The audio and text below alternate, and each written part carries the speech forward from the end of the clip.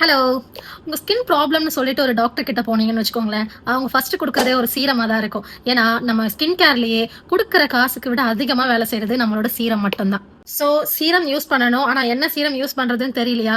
கன்ஃப்யூஷன விடுங்க. சேவ் பண்ணிட்டு ஃபாலோ பண்ணிக்கோங்க. ரெட்டினால் ஸ்கின் கொலாஜன் குவாலிட்டிய இம்ப்ரூவ் பண்ணும். ஃபைன் லைன் அண்ட் விரிங்கிள் இருக்கவங்க இது யூஸ் பண்ணிக்கலாம். வைட்டமின் சி சீரம் உங்களுக்கு ஹைப்பர் பிக்மெண்டேஷன் இருக்கு, உங்க ஸ்கின் டல்லா இருக்கு, கொஞ்சம் பிரைட்டர் வேணும், பூஸ்ட் பண்ணணும் அப்படின்னா வைட்டமின் சி யூஸ் பண்ணிக்கலாம். சாலிசிலிக் ஆசிட் இது எக்ஸ்ட்ரீம் ஆயிலி ஸ்கின் இருக்கவங்க யூஸ் பண்ணலாம். நல்லாவே ஆயில் கண்ட்ரோல் பண்ணி கொடுக்கும். ஓப்பன் போர்ஸ் இருக்கவங்க and blackheads whiteheads இருக்கவங்க இது தாராளமா யூஸ் பண்ணலாம். கிளைகாலிக் ஆசிட் இது அன்ஈவன் ஸ்கின் டோன் இருக்கவங்க அண்ட் பிக்மெண்டேஷன் இருக்கவங்க யூஸ் பண்ணீங்கன்னா ஸ்கின் டோன் அண்ட் கொஞ்சம் நல்லா ஈவன் பண்ணி கொடுக்கும்.